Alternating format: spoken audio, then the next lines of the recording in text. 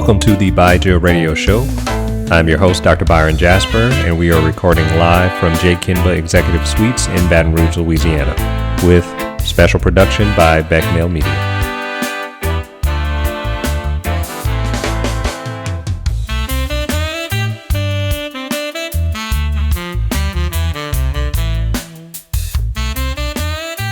Back like four flats on a Cadillac. Ooh.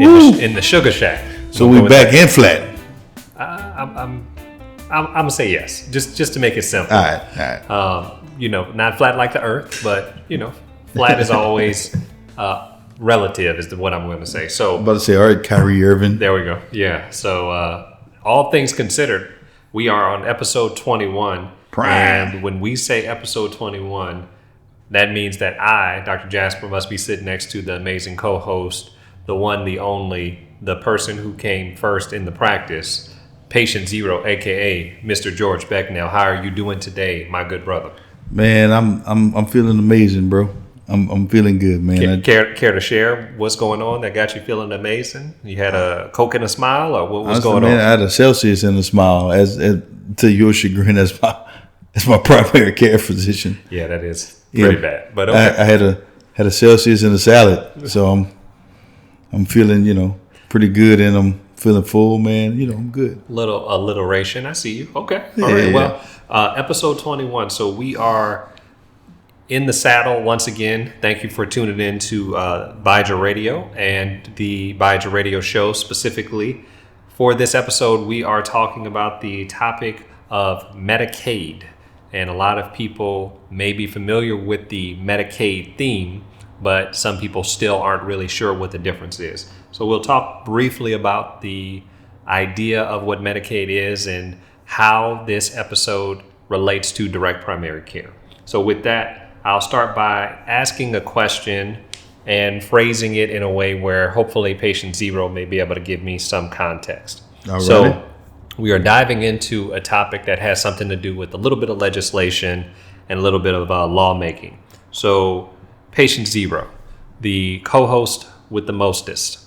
With this question, I want to know, do you happen to know what is the category of patient that fits into the Medicaid population for the listeners out there who may not be familiar with it? So who particularly gets Medicaid?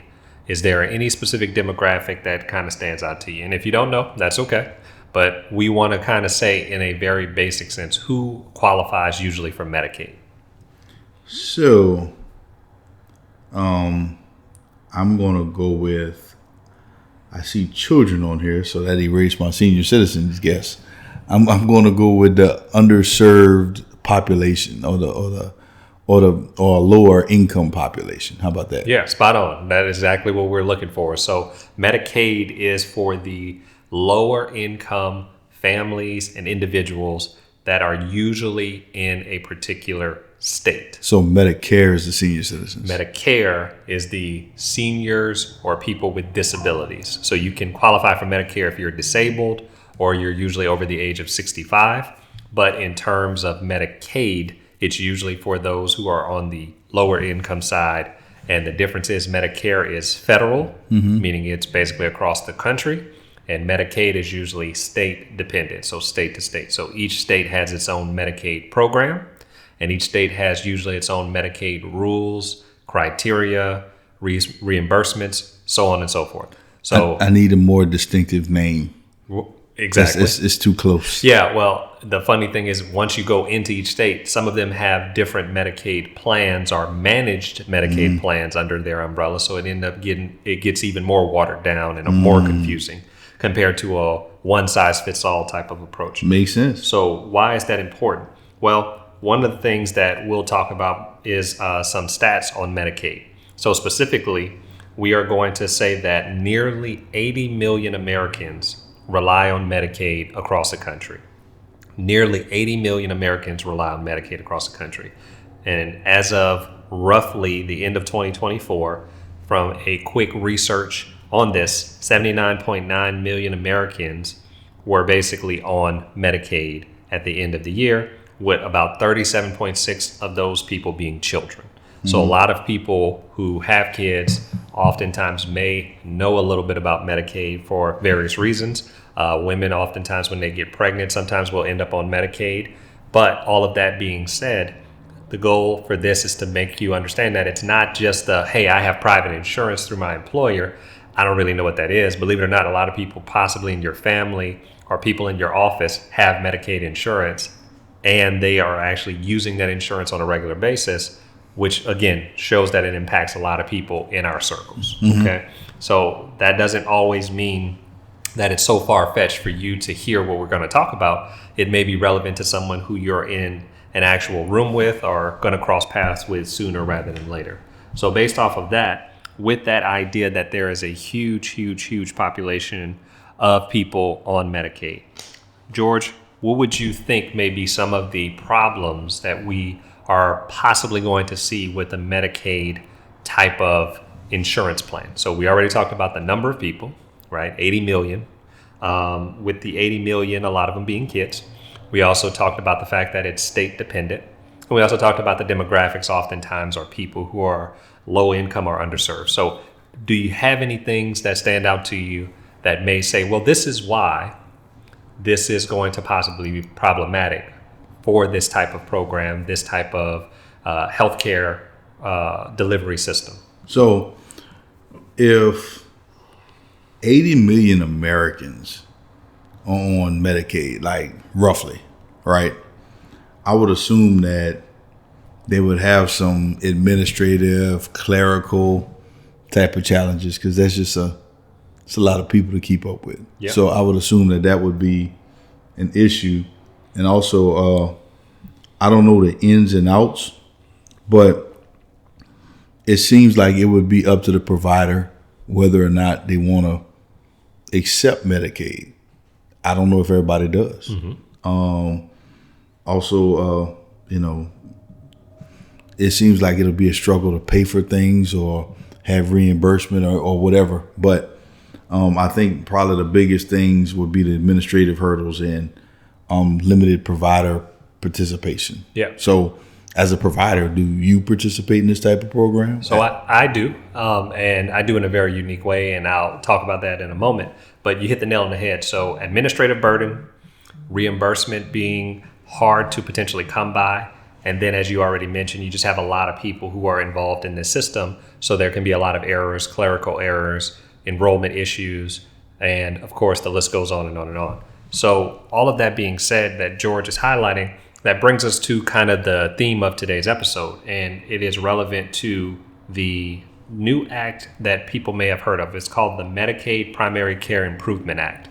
And with the Medicaid Primary Care Improvement Act, it was something that was introduced, believe it or not, where some people listening to this may be surprised, by a Republican and a Democrat. And a Republican and a Democrat in the House literally came up with the bill and introduced the idea of finding a way to take direct primary care and offer it to Medicaid patients where Medicaid would possibly cover the cost of direct primary care for these underserved patients. And that idea, as much as they argue about all kinds of things, right? The political system, you already know, is very, very polarizing. They actually agreed that this was a good idea. So we had a Republican and a Democrat literally agree and put a bill together, and the bill passed the House. So at the end of 2024 in December, they literally have now a bill at the Senate level. And at the Senate level, they're trying to get it passed to see if this can be something that actually gets rolled out, where that full-fledged program, those Medicaid dollars that normally go towards wherever they're going now in this system that can be problematic that we talked about, it's going to hopefully start to go to direct primary care physicians like myself and direct primary care practices across the country to hopefully give them better care, better quality, and then, of course, a lot more access. So what does that look like? So that's a good question. So with that conversation we're talking about, the reason why I'm bringing up the part about the act itself is because a lot of people are surprised to hear something like that, because True. If you know anything about Medicaid, you know it can be very, very hard to roll out a program where you're dealing with a government entity. Because as you already mentioned, it can be a lot of administrative burden and a lot of clerical errors and things of that nature. But some of the things we want to talk about that are relevant with this act is that it is going to, again, hopefully allow people to receive benefits of direct primary care to address some of the headaches that George mentioned. So what are some of those headaches again? So we'll go through them one by one. So one of the main things George talked about was an administrative burden. So one of the big administrative burdens that people often deal with in Medicaid is relevant to reimbursement and also relevant to how do patients flow through the system. So George, you already know some of these answers. We have notes on it, but I want you to think about it from a practical sense. Being in the model that you're already a part of, if you're going to a direct primary care practice, how much billing has to happen from a person coming into the model on a regular basis? Well, you have to pay Now, I said has to happen, not can happen, but absolutely, positively has to happen. Well, the only thing that I can think of would be your monthly membership fee. That's it. Yeah. Spot on. So how much administrative burden do you think that is? Doesn't sound like a lot. Doesn't sound like a lot. So automatically you're shaving down a lot of that administrative burden for a lot of people, which then also hopefully streamlines their ability to get access to care. So that's one benefit of this potential act. The other part, as you already mentioned, is there is oftentimes a lack of participation in the Medicaid programs. And what do you think the main reason for that? We already kind of talked about it. It's not just the idea of reimbursement, but what kind of patients are you potentially seeing and dealing with in the Medicaid population? So you're seeing patients who have income challenges. So I would assume that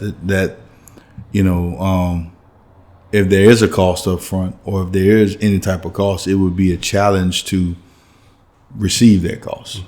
Yep. So I think that's one of the things. So the other part that will go a step further. So in a person who often has to make tough decisions on what they're going to spend their money on, what do you think happens to be one of the last things they're spending money on? Your health. Their health, right? Yeah. So you're often dealing with patients who have very low means, very low resources, and their health is often pretty poor, right? And poor in the sense of poor health decisions, poor access to healthy foods. Or by the time they get to you, they're a lot further gone. Correct. Because I would assume preventative care is almost non-existent. It's non-existent. So the domino effect, as we just mentioned, you have a harder time getting people into the door because of administrative burden. Then the people who are coming in are often sicker, and then they have less ability to do or get primary care or preventative care. And then the last part is that when you send them out the door, as much as what you just told them makes perfect sense and it's very reasonable, to them it's hard to do because they don't have disposable income.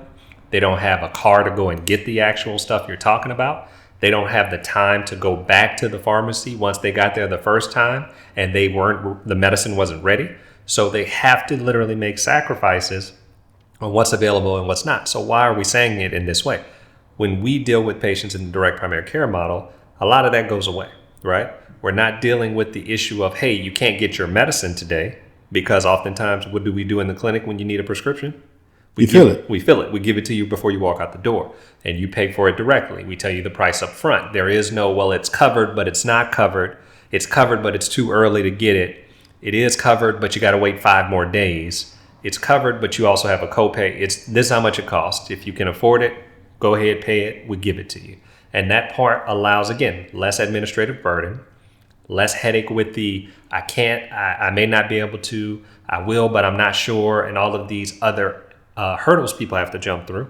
And then lastly, the patients have more access, right? So if you're telling a person you got to come back to see me because, look, I got a bunch of people I need to see, and I don't have the time to go through all of these details with you over and over and over again for whatever reason, you're telling them they have to come back. And if this person has trouble with transportation, trouble with the ability to get back and forth to the clinic multiple times, they got to go to work, so they can't miss that much work because they don't have that many off days, they tend to skip care. And when they skip care, their health gets worse. So now it's a very, very bad cycle. They're missing appointments. When they come in, they only have so much that they can do, so much that they cannot do. And then from there, they're going to literally leave the clinic and not be able to follow through. Then they're going to come back and it's going to be basically starting over from scratch, along with all of the headaches that the physician has to deal with. They're having to deal with administrative headaches. Well, the insurance won't cover this. We can't get them in because no one else is participating in the actual program. So when I go to refer them, I can't get them into that doctor, that specialist, that healthcare practitioner. And then all of a sudden now that person has more illness. And then all of a sudden we have to do more work to try to get that illness treated. We get that person referred. And then for all of that, the reimbursement rate is extremely, extremely low, right? And when I say reimbursement, if you're dealing with insurance, as you already know, you submit a bill to the insurance company and eventually they pay you something down the road. So that reimbursement rate compared to your private insurances is often very low. So you're doing more work for less pay. That's what it comes down to. You're doing a lot more work for less pay. Your outcomes are also worse because if your outcomes from a doctor standpoint are tied to the amount of reimbursement you're going to get, which makes no sense to us, but somehow somebody came up with that in a way that says, hey, if you have more patients that have better blood pressure, we're going to give you a bonus. Well, why would I take care of all the people who can't eat the right food, don't have transportation, really and truthfully don't come to their appointments, and they have more problems from a socioeconomic status if it's going to mess with my money? Why would I do that? I'm going to take care of the people who have all the means, who come to their appointments, who have all of the grocery stores in their backyard and they can get the healthy foods. And my numbers are going to look great. I can get the bonus. And now I don't have to also take lower reimbursement. So you basically start to exclude people from the care they need in the model where you're thinking you're incentivizing people to do better work. But what you're basically incentivizing them to do is to turn their back towards a person who really needs help. So all that being said, the Medicaid system has a lot of flaws in it, and this act is hopefully going to give somebody the sense of, look, there may be a different way about it. So George, tell me some of your thoughts on that, because I know that's a kind of lengthy topic, but also a heavy topic, and it's hard to really paint the picture without going into so much detail that we try to scrutinize every single part of a Medicaid program. But the problem I think a lot of people realize is that it's so different from state to state. And from state to state, you're dealing with program 1 versus 2 versus 3.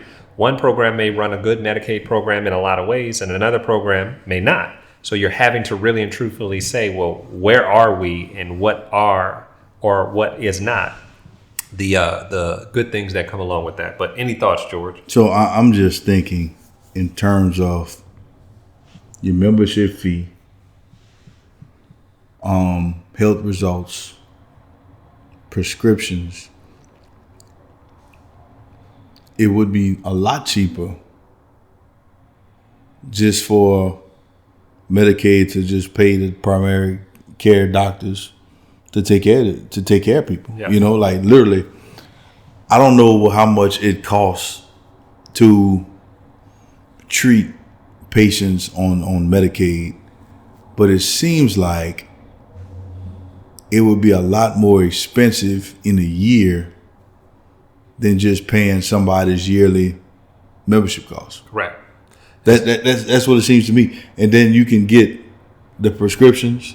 So I don't know if you have a deal because, you know, in my experience with this clinic, with the Byja clinic in particular, the most cost I incur as a patient is my monthly membership fee. Yeah.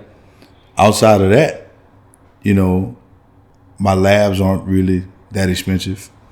My prescriptions are next to nothing. You know, like I don't understand, like, why wouldn't Medicaid Medicaid do almost exclusively DPC for the fees? Right. Other than the fact that maybe there's not as many DPC providers out there, but from a cost perspective, you know, once you get enrolled in the clinic, you keep paying the membership fee. Anybody can see and talk to you as many times as they want. It seems like a pretty easy solution to keep people healthy. So is that what this is suggesting that they do? And that's what they're trying to get people to wrap their head around. The problem is, and I think you posed some good questions, why wouldn't you do it? Well, you're sitting in the seat of I've seen it, I've experienced it, I've been on the other side, I know how bad it can be. So I'm on this side now and I know. But if you're on the side of, for lack of a better term, and we use the analogy oftentimes, you're in the matrix, a lot of people don't want to unplug from that, right? They don't want to come to the side where it's going to be a lot different and harder to learn how to use the system and work with the DPC doctor, because to them, what they have is familiar, even though it's not great. They basically want to stay where they're at. I mean, but however, so I'm the type of person like this, and this might sound awful, but whatever. If I'm paying for something, then I'm going to make more of the decision. Like I can tell you, I'm going to pay for this. I'm not going to pay for that. Mm-hmm. Just period, point blank. Yep. Now you give more and more people options. Then I feel like that comes into play. But if I'm running the program and I'm looking at this like, okay, this is a better model in terms of keeping people healthy, mm-hmm. because it gives you more access, it gives you a lower cost, and it's saving me money, then why can't I just say, hey, this is what we're doing? Right. And it makes sense. I think you're spot on.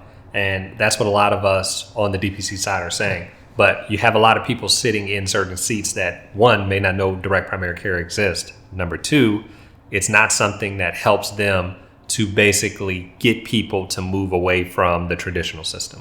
Mm-hmm. If you're employing a lot of people and you have a lot of people sitting in seats where their job is based on inefficiency, their job is based on bad outcomes, meaning a person is in a certain role and their job is to, quote unquote, fix the bad outcomes, and they get a check over and over to keep working on the healthcare disparities that are out there, but they're never going away. Well, they have a permanent job. So why are you going to come and ruffle feathers for people who are, quote unquote, employed in certain positions and nothing's changing? Because it's job security, right? So I can run on a platform every year saying, hey, I'm going to clean this up. I'm going to improve this healthcare system. I'm going to do this. I'm going to do that. I'm going to get the cost down on this. That platform stays open. I can keep running the same race versus actually doing something, changing and giving better benefits, better outcomes, and better results. So all that being said, I'm not surprised. So while I understand where you're coming from, mm-hmm. man, we live in Louisiana. The unhealthiest state in America. Second unhealthiest. Oh, we're second now? Yeah, we might be third on a given topic, but most of the time we're number 49. Yeah, right. I guess it's an improvement. Yeah, I mean, it's only one way to go. But, almost. But anyway, so you know who number 50 is, right? It got to be Mississippi. Mississippi, yeah. Jesus Christ. Yeah. So our neighbors, obviously, that tells you a lot. Yeah. So we're often at the back of the line in terms of healthcare innovation. And no surprise that the people who actually put the bill together, they were not from Louisiana. So no, don't get that in your head. So the Gulf of Mexico, or the Gulf of America must must not be healthy. I mean, I'm going to say the part that a lot of people already know. With all of the problems we have in the healthcare system, introducing new ideas is often unheard of, let alone good ideas. But what I'm saying is to finish my point. Mm-hmm. There's a lot of problems in Louisiana outside of healthcare. Correct. So these people who need job security, now we got stuff for you to do. If we fix this healthcare problem, then we get to start on the roads. Yeah. We get to we work on some education. Crime. Or if you want to stay in healthcare, we can slide you over to trying to lower some of these HIV numbers on this I-10 corridor. Like this, we got some things for you to fix. Yeah. There is job security. It just may not be in the role, is what I'm hearing. That's what I'm saying. Yeah. Like we put you to work. Absolutely. And that's why I said, so the Medicaid system could be so much better to where they're having a savings to put towards crime prevention, to put towards better infrastructure, to put towards higher education and improved education. But it oftentimes takes so long for people to really and truthfully sit back and open their eyes to say, you know what? We already are number 49 in this category. We have a ton of healthcare disparities. Our spending is astronomical. We have huge problems with a lot of diseases that should not be because of all the innovation and the things that are out there. And there is a system that actually treats a lot of these problems in a very specific way. Because if we can prevent disease, we save money, we save time, we save lives. Yet, it's hard to get people to cross over, both on the patient side and even on the physician side. So I bring that up to say, if there is 80 million Americans on Medicaid, I didn't pull the Louisiana numbers, but the other thing is we have a huge amount of providers that do not take Medicaid, specifically in the state of Louisiana. I know that very well. And on top of that, you're also dealing with people who are leaving the system, right? Those doctors who are getting burned out, and they're basically saying, I don't want to do this anymore because it's too much work. There's not enough reimbursement. There's not enough of a return. The only way I'm going to get that return is to only see private patients in private settings with private insurance. And I'm not able to really stay true to what I want to do, which is care for the underserved. I'm going to just go do something else. So you're basically causing more problems. The problems you're causing are basically the ones that feed itself, right? Hey, there is a bad system. We're burning the doctors out. People are getting bad care, and we're wondering why our numbers are so bad. So we just keep feeding the monster. So this act, hopefully, if it goes through, will start to take some of those dollars and give it to the clinic that is doing the work, lowering the cost, giving better care, giving better access, giving better resources, and you're not spending a huge amount that hopefully will go to other places. Now, other places can be places it shouldn't go, right? People's pockets. But if you can literally show that this system works on a small scale, you maximize giving those dollars to people who are already in the community. We're already in this community. We're already doing the work. We're already doing public health measures and everything else. And you now fund it to where we take Medicaid, which we already see a bunch of Medicaid patients. We just have them do it in a very specific way. Why not? The only reason I can come up with why not is that it's new and people are often afraid of what they don't know. So I that brings up another question. And I know we did an episode months back on like burnout. Yes. And doctors. Funny enough, almost every episode that we've done is literally feeding into this episode. So healthcare shortage. Yeah. Burnout. Yeah, absolutely. Healthcare costs. Right. And then, of course, direct primary care is an underlying theme of all the problems that we deal with. So, go ahead. I have a question that I don't think I asked you before, but, if there's any physicians listening that might be experiencing some type of burnout or might not like the model that they're in, for you, obviously you're much happier, you're much, you're less worked. You can see a difference that you're making in the community. Kudos for being nominated for one of the better healthcare clinics in Baton Rouge. So congratulations to you for that. So you're doing some great work. Thank you. So talk about your transition financially, without getting into numbers. I'm not trying to ask how much you've made or anything like that.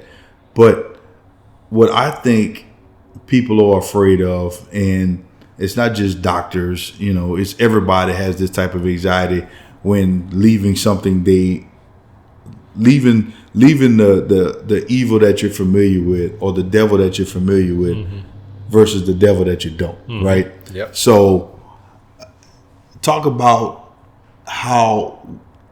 what did you do financially to get this thing off the ground where you no longer worked for someone else? Yeah. And then you started this clinic. I think the easiest thing, and again, if we're talking specifically to other physicians out there, I did what I had to do. The phrase that I kept saying every morning that I got up when I decided to do this is 3 simple words. By any means. Now, you can fill in the blank with what the 4th word may be, or whatever phrase you want to fill in. But by any means, I'm going to get it done. By any means necessary. By any means, it will not stop me. That's what I would always say, by any means. And by that actual phrase, that's how I basically got this done. Now, as far as logistics and specifics, I did something that a lot of doctors already do, and most people don't even know what it is, and it's not hard to wrap your head around. We just have a special term for it. We call it moonlighting, right? So moonlighting concept is basically you work a different clinical job than your main clinical job. So some people know this, maybe some people don't. I had 4 moonlighting jobs and the clinic all at once. 4. Okay. Now, sometimes one was sunsetting while one was starting, but overall, I worked at a minimum of 4 different clinics while I was building Byja Clinic. By any means, it's something that I knew nothing was going to stop me, right? You would have to, I had a story from a fraternity brother of mine when we were in undergrad, And he made a joke basically saying that if he made it into medical school, they were going to have to basically drag him out of there for him not to become a doctor. And that's the mindset I've had ever since I was in medical school, because my mindset has always been, you have to get this done. Number one, you got a lot of people depending on you, but number two, you're depending on yourself. And if you're going to be able to be a testament and something that other people can look to and hopefully say, you know what, I want to be like this person, you have to keep going, because failure is not an option, right? My mindset has always been the amount of stuff our ancestors have been through to get to where I am, to put me in a position where I am. And they've literally been basically told, you can't sit at a counter. You can't come into this theater. You can't come into this school. You can't get anything that you deserve because of one simple thing. And you think that something as bad as I got to get in the car and drive is going to stop me? You think something bad as somebody telling me no is going to stop me? Or more importantly, you think something as bad as I don't have the money right now is going to stop me? You got to be insane. So I say that to say, my thought was I'm going to moonlight and do as much as I can do clinically to make the difference while I'm building patient by patient. So for physicians who oftentimes may be nervous that you don't have a big trust fund, that's okay. I didn't. I still had $500,000 worth of loans while I was starting this practice, but I had a plan in place to get those loans forgiven. And thankfully enough, my plan came through and I was able to get those loans forgiven. And on top of doing all of that, I was still working to build a business, because just being Dr. Jasper doesn't mean you're going to be a successful business person. Mm-hmm. A lot of doctors think that because you went to medical school, somehow you magically are going to be a great business person. That ain't how it works. You could be a great chef and still not know how to run a restaurant. So just because you know how to see people clinically doesn't mean you know how to run a business. So I had to learn how to do that too. And I had to teach myself how to do a lot of these things, because we didn't have that ability to say, my so-and-so had their own primary care practice, so I'm gonna just ask them. So all of that being said, in a very roundabout way to answer your question, how do you go about doing something like this? Well, I think you have to have the mindset of you're not gonna let small things stop you. Number two, I think you have to be mindful of it's not gonna come all at once and it's not gonna happen overnight. It takes work day in, day out. On the good days, on the bad days, on the days when you got a lot of patients ringing the phone and wanting to sign up, and the days where you have nobody calling. You still have to keep with the system and stick with the actual belief that this is going to work, and I'm going to stick with what I know that I know. And by doing it that way, a lot of people will slowly but surely convert. And I say slowly but surely because a lot of patients have to understand how it works. A lot of doctors have to understand how it works. Hence why we've done a lot of things. We try to do this podcast / radio show. We try to literally write a book. We try to go out and talk to the community. We do that because the more people understand the model, the more people will see that hey, I sit in this Medicaid board and this Medicaid office. Maybe we should give this a try instead of continuing to pour money into these areas and these clinics that aren't really doing a whole lot. Mm-hmm. Or maybe we can keep money in those clinics, but divert some of it to other initiatives that are new, and maybe we can see how both work together. Mm-hmm. So there are plenty of ways to do it. It's just that a lot of people are nervous, right? Do you really and truthfully want to leave the place where you work 5 days a week, Monday through Friday? You get up, you go to work, you come home, for somebody who has to literally get up, go to work at Clinic 1 on Monday, go to bed, get up Tuesday morning, drive an hour to the next clinic, work that clinic, go to bed, wake up Wednesday morning, drive an hour to another clinic, and then do a community meeting in that morning to introduce yourself to more business owners, then see patients, then go to bed, then come up, and like nobody wants to do that. It's easy for me to take 5 days in a week, work Monday through Friday, and go home. It's easy. So for somebody who says, I want to keep doing what I'm doing, I get it. Mm-hmm. You like stability, you like comfort. But do you really like it that much? Or is it just that you're afraid to step out onto faith and step out onto something that's mm-hmm. different? And if you are, no problem. Come over here with us. We will say lovely in a way, hey, we want you to be a part of our team. But if you are interested in kind of just doing this, we've helped people do this model all throughout the country. We have people who I talk to regularly who get up, they'll call and say, hey, I want to learn how to do this. I'm interested in it. And my goal is to just get more people into being independent and being free to do it their way. But all that being said, you have to know that it's going to take work. Mm-hmm. You didn't get to this point by just starting, hanging a shingle, and everybody showed up. You didn't all of a sudden become a doctor because you were just, hey, I'm going to be a doctor. You had to literally take years and years of training. So sometimes being a good business person takes years and years of work and years of learning. And if you do it, you would do it right. But people don't actually have that mindset. They want it to be quick. Sure. They want it to be microwaved. And I appreciate that, and I respect the passion that you speak with, and as one of your patients, I see it in your work too. So that's an amazing thing. It's a blessing, actually.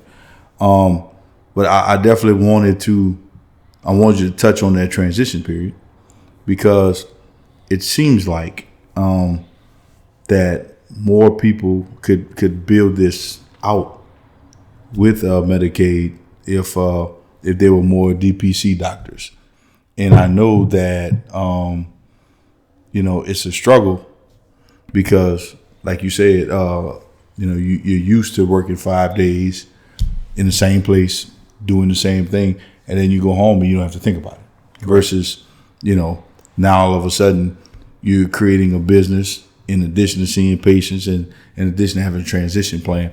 But, long term, you're better off, right? So I think that's something to note as well. Yeah. Now that you're here and you're in the model, obviously you have patients like myself who don't receive Medicaid.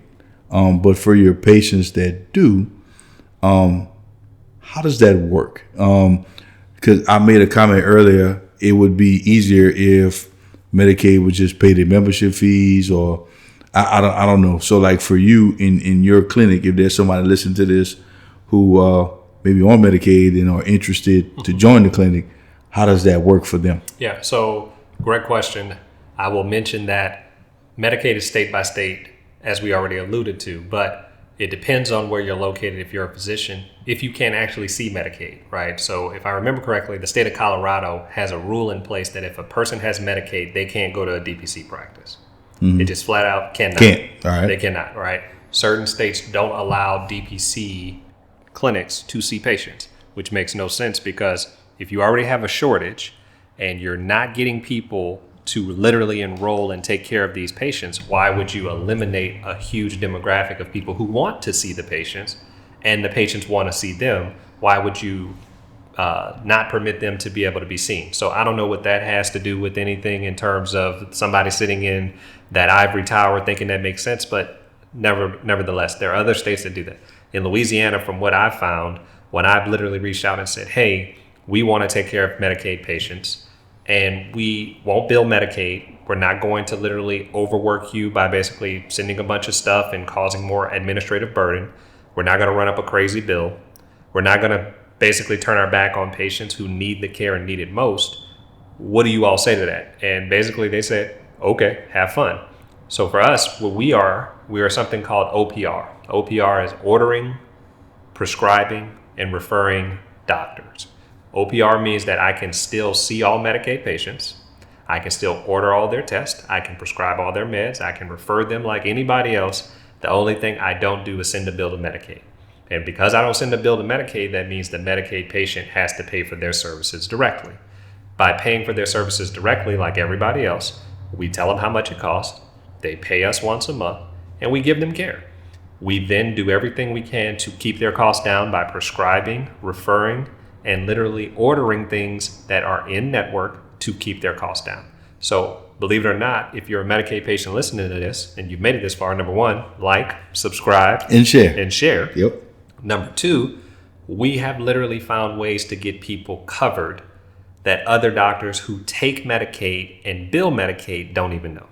Because I'm very, very committed to getting people the care they need and doing it at an affordable cost.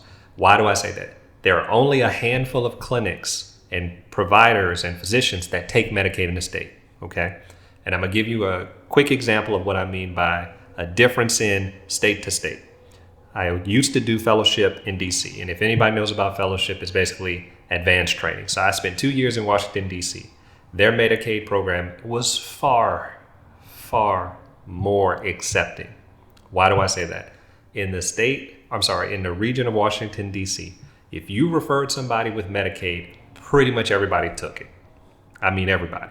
So if I needed a neurosurgeon to do a very fancy, extremely expensive test, believe it or not, there may be a Medicaid neurosurgeon who literally accepted it. Now, why you say, well, what's fancy about that? Well, the fancy part is here to get a neurosurgeon to see somebody Medicaid, more than likely they have to go through a state system, which is LSU or University Medical Center if you're in the southern part of the state. A lot of the private hospitals don't take a ton of Medicaid. And then even with those that do take Medicaid, they often don't have a lot of us around that do. So that being said, if I need to refer somebody to see a neurosurgeon and there are no neurosurgeons around, what do you think a lot of times happens? They don't see anybody. Rarely do you have somebody picking up the phone trying to find the neurosurgeon who takes Medicaid. We do that all the time. That's something I take pride in, because if I figure it out, then that just helps me be faster and better than the next person. So that person who has Medicaid listening to it, you're paying the same amount as everybody else. That may be tough for you. And if that is the case, we actually are now doing a patient assistance program through the nonprofit arm of the practice, where if you have Medicaid and you enroll with us, we allow you to fill out a patient assistance program that is income dependent. And depending on your income, if you meet the criteria, we may be able to cover your membership through that nonprofit for free. That's not something anybody else can do. Why can they not do it? Because that's hard to do unless you're creative, you're innovative, and you're finding a way to give care to people who need it most. So we have some people that are very generous that have made donations to our nonprofit to care for people who don't have access. Mm-hmm. And that's not something anybody can do. And again, that's all while being an OPR Medicaid person, right? I'm not billing Medicaid, and I'm actually saving Medicaid money. If I can literally cover their cost and I don't send a bill to Medicaid, and I'm not over here running up crazy amounts of things and ordering tests they don't need and all that, why wouldn't you want to give me more patients? More than likely because you don't know I exist, or it's easier for you to stick with what you know because the people smiling in your face make you think you're doing something when all you're doing is just perpetuating a bad cycle. So yes, if you're a Medicaid patient, holler at us. That's the best way I can say it. The problem is it's hard for people to wrap their head around, well, why would I pay for something out of my own pocket if Medicaid's going to cover everything? Well, you say to them, how long does it take for you to see or get an appointment? Well, it might take 3-4 months. Well, that's one of the reasons why you want to pay for it out of pocket, because you don't have to wait 3 or 4 months. But some people would rather wait 3 or 4 months because they don't have to spend anything. When you eliminate the idea of them having to pay for stuff, sometimes the door is open. Now, some people who have Medicaid still pay for stuff out of their own pocket, even though they may not have a lot. And our goal is when that happens, we want to make sure that they continue to get good care, but also lower their cost as much as possible. And we've successfully deployed that patient assistance program to do that. So all of that being said, my biggest thing is to say, our goal over here at Byja Clinic is to make sure that people know we exist and make sure they know they can get care in a very authentic way. Mm-hmm. You'll see in the post that we posted today, and you mentioned this, we posted it that we have been nominated for Best of Baton Rouge for 2025. It's an award that we didn't even know we were nominated for. And we wrote in our post, number one, we were surprised because we didn't know we were nominated. But we also wrote that we want to give care in an authentic way. And that authentic way means, how about we figure out how to give people care that other people haven't figured out? How about we figure out how to find that neurosurgeon in Louisiana that does take Medicaid when no one else can? How do we find out how to keep people's costs down where they're still able to take the dollars that they would normally give to us out of their own pocket, and now they can use it on finding transportation or a healthy meal or housing? So it's not easy. Very long answer, but it's a very long process to figure all this out. And it didn't happen overnight. All these things that we have in place, from the nonprofit to the patient assistance program to the ability to give people with Medicaid access where they don't have it, that takes years. And those years are not things we take lightly. So we're working every single day. Recording this episode is work. Yeah. And we're going to keep doing that. And we're going to do that to hopefully get people who are listening to say, you know what, let me give these people a chance to come and give me something that I haven't seen before. If we don't do a good job and you don't like it, you can always go back. It ain't like, you're going to not have a spot whenever you're done with us, right? You're always going to have the ability to go back and get to those clinics that have you waiting for 3-4 months. But for us, if you give us a chance, your cost is low, you have better care, you have better numbers, we're saving the state money, we have better outcomes. I mean, I don't understand what the problem is. Other than, if I had to ask you, do you think it's because people are afraid to try something new? Or do you think it has to do more with people are just unaware of what we are doing? I think it's both. I mean, it is both, because a lot of people haven't heard of direct primary care. Number one. Number two, people are hesitant, like you said, to try something different. And number three, for someone who has health insurance, I'm an advocate of, that you should have health insurance, that you can have health insurance and be a member of this program, right? Or a member of this clinic, per se. So I think it's a combination of all three things. Yeah. You know what I mean? And I think the more education you get out there, and the more you challenge people, because I don't think people like to deal with things that they don't know. Yeah. And just I don't want to sound like a philosopher, but I just feel like your life is better when you expose yourself to a variety of different things. Yeah. And for me, I remember when you approached me with this idea, and I was like, man, that's crazy. Then I was like, well, let me go continue doing what I'm doing. And I wasn't satisfied with the care I was receiving. I was satisfied with the care I received from you when you were in your previous spot, right? And I sat down and I crunched numbers. You know what I mean? And I said, well, if I lower my premium and pay this membership fee, then my costs doesn't really change, or I might even save a little bit. Then what happens is, I get the better cost, and I get better care now as well, because it's a different mentality when I have unlimited access.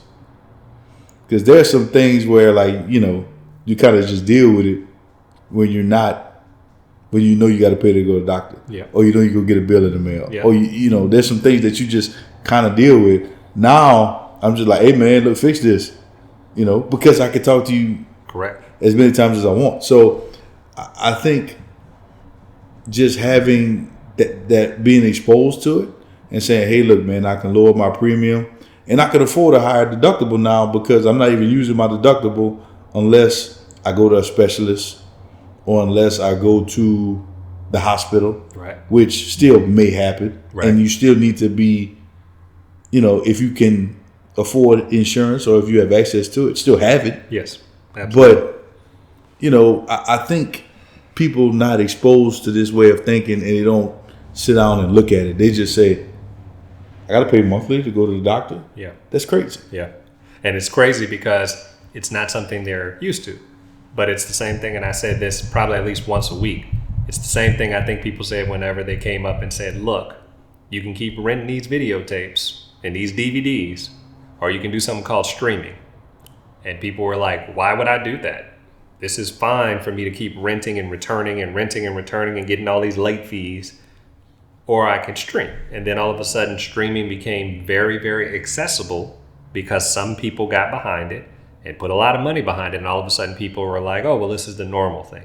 So you can be on the early side, which George and myself on two different sides of the coin, but we're both early adopters of this. Or you're going to wait until somebody comes and says, well, we can do it and we're going to do it in this very big box way. And it's not going to be an authentic DPC. You're going to have basically a cookie cutter DPC that sounds like DPC in name only. We call them dinos. And if you're a DPC in name only, it sounds like DPC, but doesn't have the feel. It doesn't have the idea that when you actually call, I know you and I know who you are. You don't have to explain anything. I know you enough to be able to give you answers without having to literally say, well, wait. I haven't talked to you in 6 months. Let me go back and read, and then we can have the conversation. It's a lot better and it's a lot easier, but people have to get out of their comfort zone. If you're out of your comfort zone, I guarantee you will be surprised for the better. And if you're not surprised for the better, you can always go back, because again, we're doing memberships month to month. If you don't like it, you can cancel anytime. We're not going to literally have a huge clause that says if you cancel, we're not going to do this, we're not going to do that. Some other DPCs may do that. We're very upfront and say you can pay. If you cancel, at the end of the month, you're done. And that's it.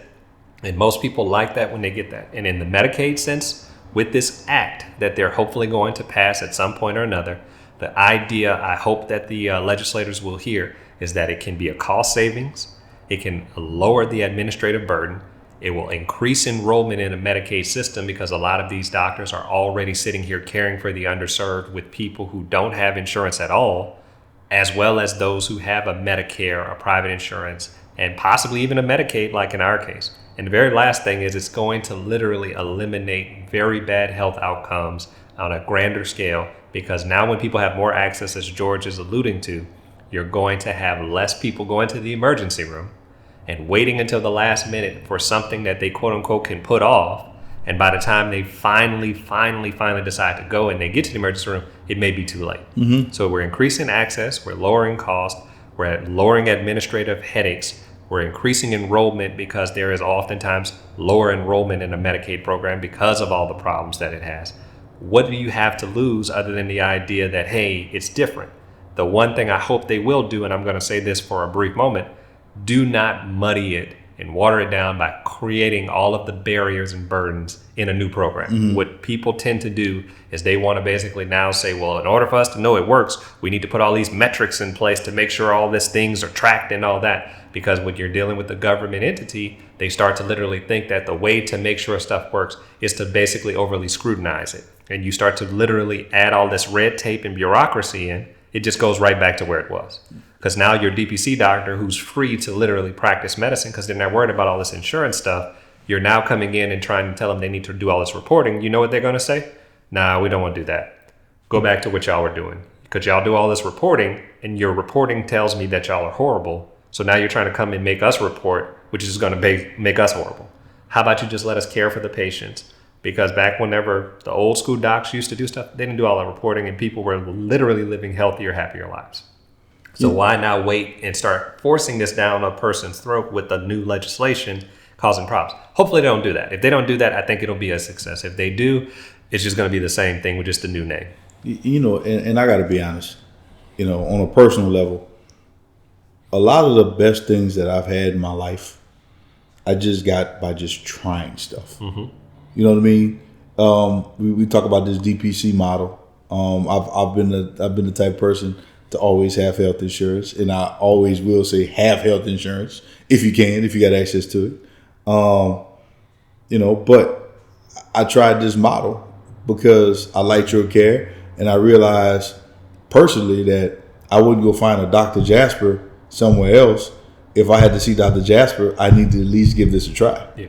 You know, so I gave it a try, and I love it. Or like, you know, I remember being in college and somebody had an iPod, and I was like, so wait a minute, you mean to tell me I don't have to ride around with my CD book, at shotgun? CD you know, book. I hate when people roll with me because there was no place to put my CD book. Correct. You know, so I tried the iPod. I'm like, man, this is convenient. Or I remember having email on my phone or internet on my phone. People would say, hey, you got internet on your phone? Are you crazy? I got internet on my computer. I don't need that. You know, and just things like that, just by trying things, getting out of my comfort zone, just understanding things. Hell, this radio show. You know, I wanted to start a podcast a few years ago. I just figured out how to do it. Now here I am. There you go. We're recording this. So I guess what I'm saying is, you know, don't be afraid to try something new. You know, crunch the numbers. And look, everything don't work for everybody. DPC may not work for you. Correct. It may not. And that's cool. I'm just saying, take a look at it and see if it does. Crunch some numbers, you know, call Dr. Jasper or another DPC guy, because you might be somewhere else other than Baton Rouge. You might be in another state. But let's see what happens. You have nothing to lose. Correct me if I'm wrong. Consultations are complimentary. Correct. At Byja, right? They're free. They're free. Virtual, in person, or over the phone. We set aside at least 30 minutes. If it works, you sign up. If you don't, no problem. Yeah. It really is that easy. And we've done so many of them. It's to the point where we have a lot of people who are pleasantly surprised at some of the stuff we tell them. It's just up to them whether they want to go through the threshold or not. If they don't, we're not going to be upset. We're doing fine, whether people want to come in droves or not. And I say that to say, we still want to take new patients. At a certain point, we won't. We're going to cap because that's part of it. We can't give great care if we got 5,000 people per doctor. It just doesn't work that way. Numbers don't work. So once we hit that magic number and we cap, Dr. Jasper won't be seeing any more new patients, which happens at other practices. But we're hoping that people will get on board before that happens. And then the same thing, I'm hoping other doctors want to come and join us in this fight as well, because if they do, that allows us to give more care to those people who are looking for the care and they need to find a place. And if Dr. Jasper can't give it to everybody, but we have 2 other people in the office, then why not? You know, you brought up streaming earlier. I got a frat brother I talk to every time I talk to him. He like, man, you know, my bill is extremely high. He still got cable, internet, and he got boxes on every TV, the DVR, and all this stuff. Dude's paying $350 a month. Every time I see him. Yep. He's telling me the same thing, and he hadn't changed. Or you gonna be my good frat brother, who is a great guy and we love very dearly, or you gonna be the guy that pays $350 a month for your cable, or you gonna maybe stream and save at least half of that? Correct. It's up to people. That's all we can do. We can lead you to water. You got to do the rest. Right? I mean, I'd at least have to see how much streaming costs, or if it works. Yeah. So I think we have hopefully driven the point home that, number one, Dr. Jasper works too hard. He probably needs to go and take a nap or 2 from all the work that he's doing, but by any means, he'll get it done. Number 2, if you are a Medicaid patient, this legislation that we're hoping is going to go through probably has a long way to go before that happens. Maybe I'm wrong. If it goes through a lot faster, I'll be the first to tell you I was incorrect. But if you're waiting for the powers that be to somehow magically put this program in place that then will allow you to get direct primary care where you don't have to do anything and they're going to pay for it for you, good luck. Because I just feel like that's going to take a long time for all of the chips to fall where they may, and then them to sort out who's going to pay what, how the payment is going to be delivered, how people are going to enroll, how are they going to track it, all that, like all of the stuff that needs to be answered is going to take a long time to sort out. And then it's on a state level, meaning every state's going to be different. This act may go into effect, but then the states have to employ it. And once the states roll it out, that can be even more time. So all that being said, if you're waiting on that, that's up to you. But if you feel like you're on the verge and you're just not sure, give us a call. Reach out. We would love to talk to you and have a conversation with you. And there are plenty DPC doctors around the country that would love to do that as well. And if it's a good fit, stick with it. If it's not, no problem. You can always move on. And the very last thing that we'll do, quick plug to like, subscribe, share if you've made it to this point. We're pretty much toward the tail end. But I said to myself I was going to try to make sure I have George on his heels today. And again, we talked about it last episode. We're not a podcast. We're a radio show. Why are we a radio show? Because we don't do things scripted. So I didn't give George anything in his notes about what's coming next. So George, you look nervous. Are you okay, my friend? I'm good, brother. Okay, I just want to make sure. So, nothing old-fashioned won't fix. So true, agree, 100%. I'm definitely getting one today. But what I will say is this is going to go fairly quickly depending on how George does. So what we're going to do is a new segment that we're rolling out on episode 21. And we're going to call it Directly Different, which is basically a this or that, the DPC version. All right. George, we kind of talked about this. We had a discussion about, hey, we're going to see how George does with some of these examples. And since George is pretty quick on the draw, I'm sure he's going to be fine. So George, I'm going to set the stage, and I want you to tell our listeners these examples that come to you. Okay, so the stage of this or that, in the DPC version, or Directly Different as we call it, is for you to tell us a version of the traditional model versus the direct primary care model in different settings that we're going to give you. Okay, so your idea is, okay, the traditional model is this and DPC is this in this setting.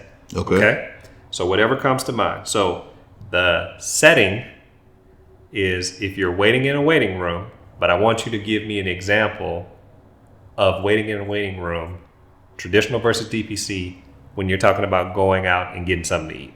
Going out and getting something to eat. Well, now it could be restaurant related, it could be experience related. So I would say I'm going to compare this to Popeyes, right? The traditional model is like me waiting in the street. Because I'm from Donaldsonville, Louisiana. If y'all ever been to Donaldsonville, Louisiana, there might be some traffic on Highway 1. That's because people waiting at Popeyes. People are waiting at Popeyes, and the line is in the highway because that's how long the Popeyes line is, right? So that's what I felt like. Matter of fact, waiting for you where you were. Because I'm like, man, I can't read all these children's magazines. You know, my phone battery is about to die, so I didn't watch so much Family Guy while I was waiting. You know, so it's like this long line at Popeyes.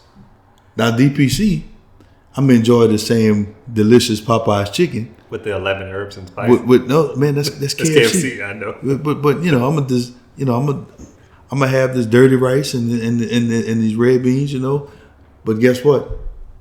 DPC, I pulled out my phone, I ordered on the app before I left the house. I'm gonna bypass all the lines. I'm gonna look at everybody in line, and then I'm gonna walk in there. I'm gonna grab the bag with my order number on it, and I'm gonna leave. So DPC is ordering on the app, and the traditional model, I'm on Highway 1, waiting in this forever line, just trying to get some chicken. Now, I'm going to ask a follow-up about this because clearly you've opened up Pandora's box for a brief moment. So Popeyes, I understand, because Popeyes is delicious. Magically. I cannot tell everybody to eat Popeyes because that would be against what we're trying to do here. However, if you feel so inclined, have at it. My question to you is, are you surprised when you see that same line at a Raising Cane's line outside of the state of Louisiana? Yes. Me too. Yes. First of all, you know, Ty Graves, love him to death. Yes. Dog, like I'm a member of the 100 Black Men of Metro Baton Rouge.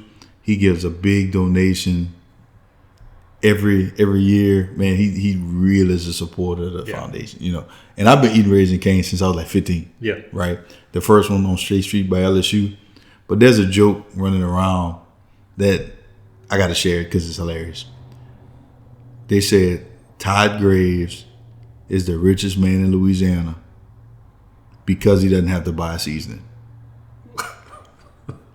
So you setting chickens unseasoned? Is that what you said? Man, look, bro, that sauce is everything. Like, he don't have to season the chicken. It's the sauce is all it is. Like they literally put it in the flour, they fry it. That's it. But you dip it in that sauce, bro, it's magically delicious. So I'm just surprised because Cane's is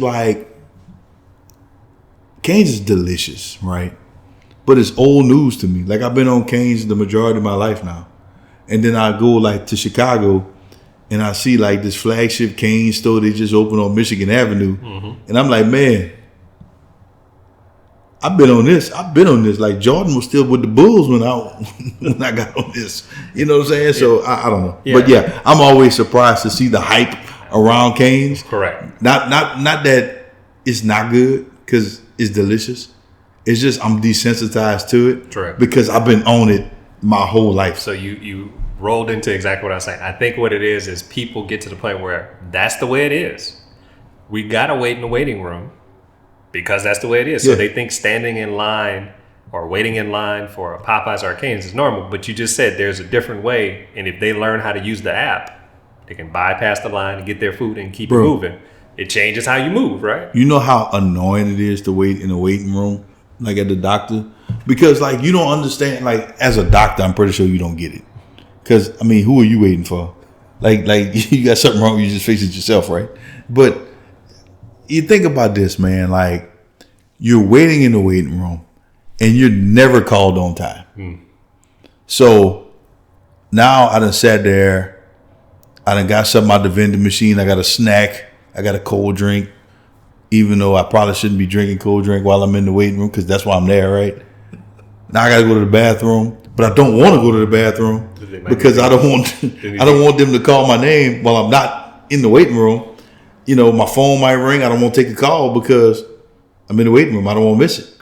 You know, it's just such a anxiety driver for me to where, you know. Horrible experience easily. Yeah. So I don't like it. I wouldn't go back to it. Right. So I think we got the idea of the gimmick game that we're trying to do. Okay. Right? So there's another one? There's another question? We got two more. Oh, okay. All right. So the first one was dining. I gave you an easy one. Okay. Okay. Second one, well, we might have three more. Okay. But second one, I want you to do cars is the theme, right? And I want you to talk about the time you're spending during the actual appointment. So if you had to relate the traditional model versus the DPC model and how the appointment is spent, not the waiting room, but the appointment, to cars and different versions of cars, what would you say traditional is in the car sense when it comes to the appointment itself? And then what would the DPC model be? So, you ever go to a car show and you get to like test drive a car? That's like the traditional model is, like it's very short. You get in there, you test drive it, like 3 minutes later it's over. Like you haven't even gotten a feel for the car yet. You're like, wow, that's it. Like I still don't feel good, So to me, it's like test driving a car, right? The DPC model is more like the same car, except it's yours. So like I could drive it for an hour. I get a feel for it. I park it. I can come back to it whenever I want. Drive it again, enjoy it, and then I can just keep driving it. And look, so I got my truck set up to where with my key, it remembers where my seat position and everything. So as soon as I start it, if let's say you take my truck or somebody else take my truck, as soon as I start it, it goes right back where it's supposed to go. That's how coming to Byja feels like for me. Mm-hmm. It's my own truck. I'm comfortable with it. Traditional model, my same truck, and I test drove it. Now it's just a brief memory. There you go. I think that's a pretty good one. I was thinking you were going to go more models of cars, so I didn't want to give you too much criteria. I'm about to say I could do models of cars. I figured you were going to go there because I already know you're a car guy. So I figured you were going to start to literally go down the this is this car versus that car. So that's what I thought you were going to do. But I see you took the high road. Look at you. Well, evolving. I mean, the thing about it is, so truth be told, I give I'm not going to bash any doctors. Because the last time I saw you at your previous place of employment, I feel like you was like a Ferrari. You was extremely fast. You was in and out of there. You had like a little shadow with you. Y'all came in them white coats. Bro, I swear you was in the room like 10 minutes. And I think only because I needed to talk a little bit more, I got an extra 3 minutes out of you. Whereas here, I sit there, I got time to warm it up. I can sit outside, so it's just different. It's better. All right. We got 2 more and then we'll close out. I got 2 more. Okay. 2 more. So we're going to try to trip you up a little bit. We're going to talk about dealing with insurance, traditional versus DPC, but we need you to do it in the theme of dating and paying bills. Dating and paying bills. Now you can do either or, but dating and paying bills are either or, right? But how is dealing with insurance in traditional or DPC from a dating perspective, paying bills perspective, or both? So dating okay. That's an interesting one. All right. Now you have a lot of parts of insurance, right? Now that could be calling the insurance company. That could be getting your money back from the insurance company. That could be getting a bill from the insurance company. But all of this is traditional versus DPC, right? But then you say, well, if I had to talk about this on a dating aspect and explain it from a dating aspect, how would you explain it? Versus if I got to pay my own bills, how would I explain it? So, I spent most of my career in telecommunications. So I'm going to compare this to a cell phone bill. Okay. You walk in the cell phone store, whether it's AT&T, Verizon, T-Mobile, they're similar in the approach, right? Mm-hmm. You talk to the representative, you pick out a phone, you pick out a plan. Your bill's supposed to be X amount of dollars. You get the bill in the mail. It's like 3 times that. You don't understand. You're trying to get somebody on the phone. It just never ends well. And then you might get a credit for something, but your bill is always gonna be higher than what you thought it was. You know, with DPC, you know, it's kind of like going to get you like a Cricket phone, right? You know, you can pay for your phone up front, and your bill is what it is. It's $55, and you put it on auto pay. It's the same thing every month, and it's the same exact network that you get with the other people. So you know, it made me. That's the first thing I thought of when you said bills. I don't know how it makes. You know, I don't know how you compare that to dating, except my girl likes 7 sides with her food. You know, and it's expensive. I don't know, but yeah. Well, I figured you were going to go auto pay, right? Because DPC usually is auto pay. Well, right? See, I said auto pay. You did. That's what I said. So I figured you were going to do that. And then I thought specifically you were going to say that the traditional model was you never know what you're going to get from a billing standpoint when it comes in and when it doesn't. So literally, I put this down on my notes. Now, from a dating part, I thought you were going to say something about, hey, in certain dating, when you're dating someone, if you're talking about DPC, you got time. You like being in the room with the person. You really and truthfully enjoy the conversation and that sort of thing. But if it's a traditional model, it's like Tinder. Now you get it's like Tinder. You know, you're swiping. You swipe until you find the right one. That kind of thing. So that's why I thought you were gonna go with it. Dude, I don't mean to judge anybody, but like in about 2017, 2018, I downloaded like Bumble, right? And I felt like such a trash individual to where I just deleted it after like a day. I just felt like, has it come to this?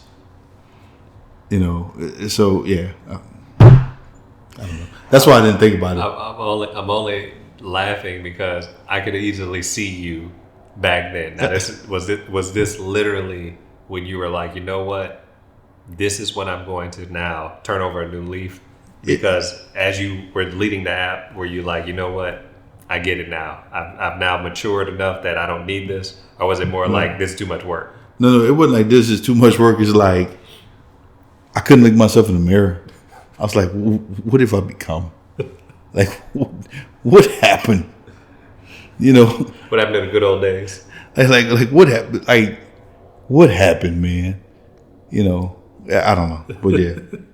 Well, I'm so glad I'm so removed from 2018. That was not a good year for me. There you go. Well, look, you're thriving over here, and you're sitting in that co-host seat, and you're doing it well, brother. So I think we are going to close out with that. That's the last one? Again, I wanted to throw a curveball at you, so I put 2 together. So I put the dating, and the billing.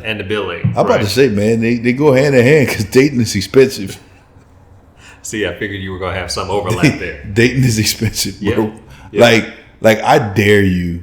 That's what you know. What I dare you. I'm not gonna say you because I know your lovely wife well, and I've hung out with y'all on many occasions, right? But anybody that's listening, I dare you to go on a date and spend less than $200.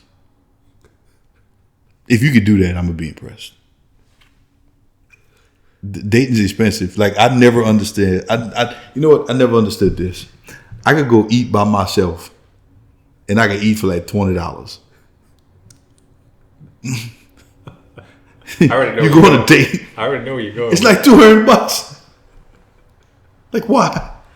Yeah, I don't understand. It's especially if your partner has to try everything. That's pretty much what it goes down to. So all the time. All the time. All the time. She got it and don't finish nothing. Don't finish nothing, and then want to take it home and don't finish nothing. To not eat it. Whole nother conversation. And I just clean out the fridge. Exactly. It's just a waste of a lot of good time, money, and food, right? But hey, we digress. So with that, we are going to close out episode 21. So heavy episode, but I think a episode that people need to hear, especially if you're in that Medicaid population and you don't really understand how DPC works. Give us a shout out. We'd love to talk with you, learn a little bit more about you, and also learn how we can be a good primary care practice for you. We also want to make sure you like, subscribe, share. Check out our older episodes. We talk about a lot of medical topics, also non-medical topics. Like today, we didn't go into a ton of clinical stuff, but it's still medically related. So check us out with that. And by doing that, liking, subscribing, and sharing helps us to know what you enjoy, what you don't enjoy, and what can be beneficial for people to end up coming to us, and we can hopefully cover a good topic.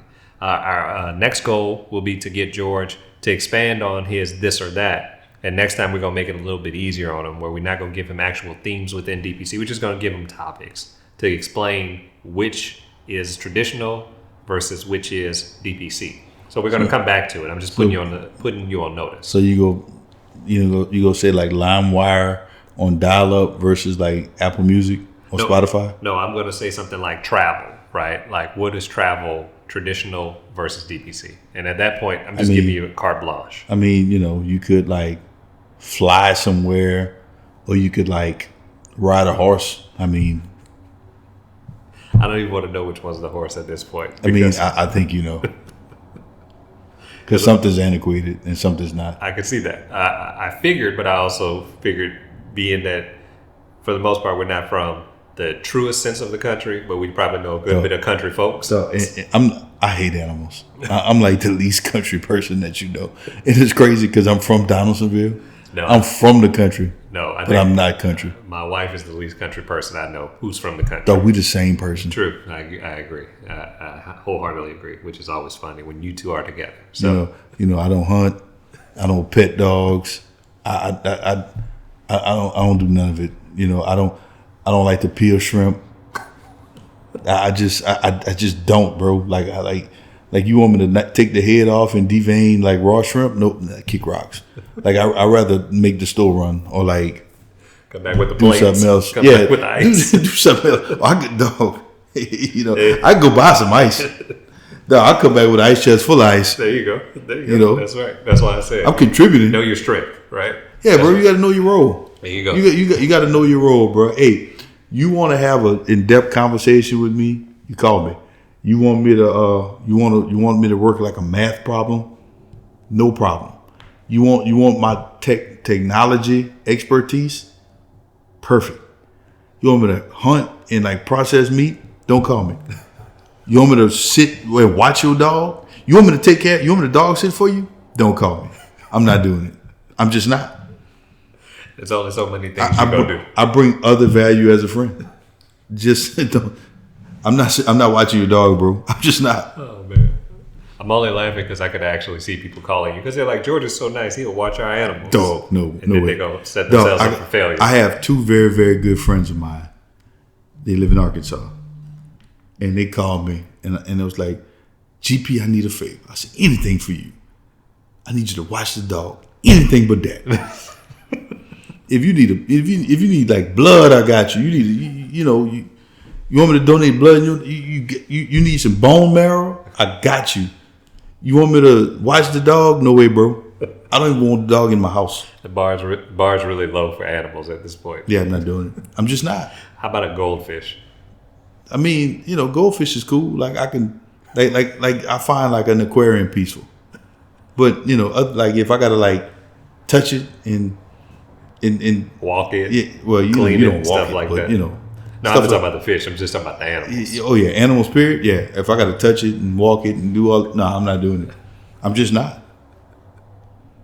Well, I think that lets people know who to invite. Yeah, bro. To your house if you have animals. Look, I'll come. I'll come to your house. Look, and just look. You don't have to necessarily put the animal up. I've grown in that way, right? You don't have to put the animal up. Back then, I wouldn't come if you didn't put the animal up. But now I'll come, but just don't expect me to like pet the dog or like talk to the dog. Everybody's like, "Hey, my big boy," and I'm like, "Bro, this is a dog. He's barking at you like because he don't speak English. Like just stop it. So my last question off of this segue is: are you an animal movie person? Because you're not an animal person in real life, but are you like I'll go watch a movie that's animal focused? It just depends on the movie. Like Air Bud Golden Retriever or Air Bud Golden Receiver or whatever the little Air Bud movies were with him playing basketball. I think he played football for one. I'm like, bro, this is the dumbest thing ever. Like, why are we doing this? You know, like at least if it's got to have animals in it, give me something animated to where like the animals could like talk and it like almost like people. Yeah. You give them like people abilities. Like one of my favorite cartoons growing up was like Underdog. Like I loved it, but like just for me to like watch a movie with like a real dog and just like I hated Lassie as a kid. Like I hated it, and it was in black and white too. I'm like why are we watching this? One last question, because clearly I see the disgust in your face as you're saying this. And people, if you're listening this far, we've definitely went into the weeds.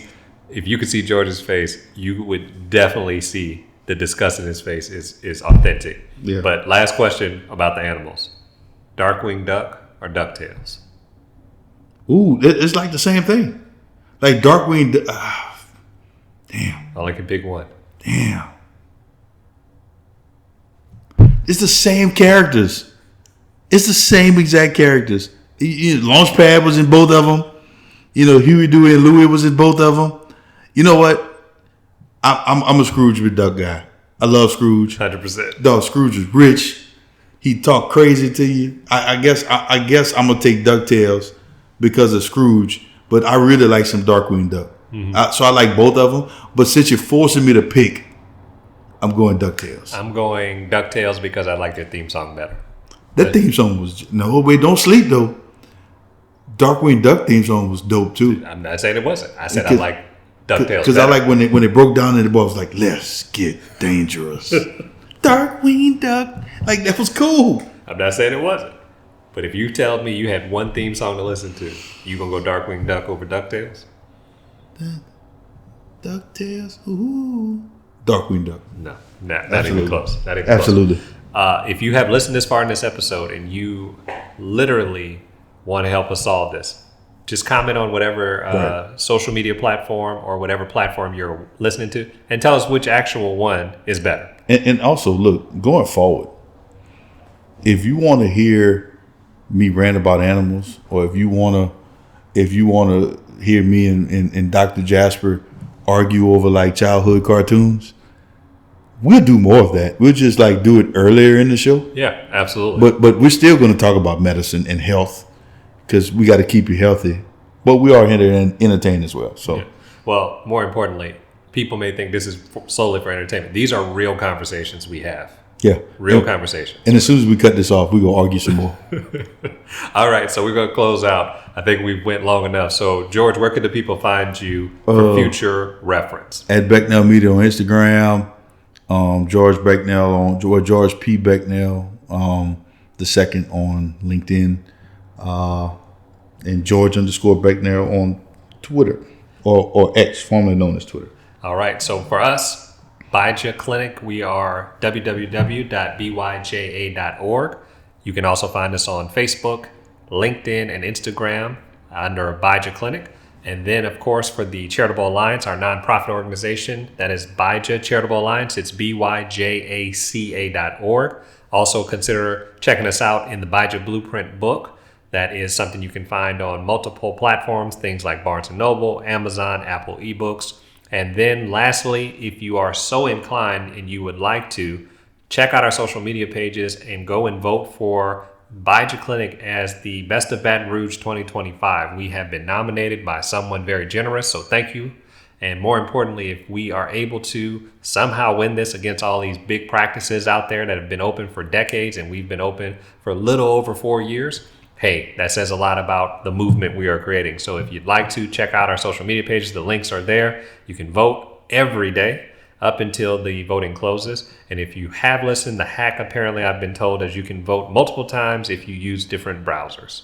So if you want to go different internet browsers and help us win, don't tell anybody else who's in different categories, or I'm sorry, who's up against us. You can tell whoever in other categories, but go ahead and help us out. And look, if Byja wins, I'm going to throw a DuckTales watch party at the clinic.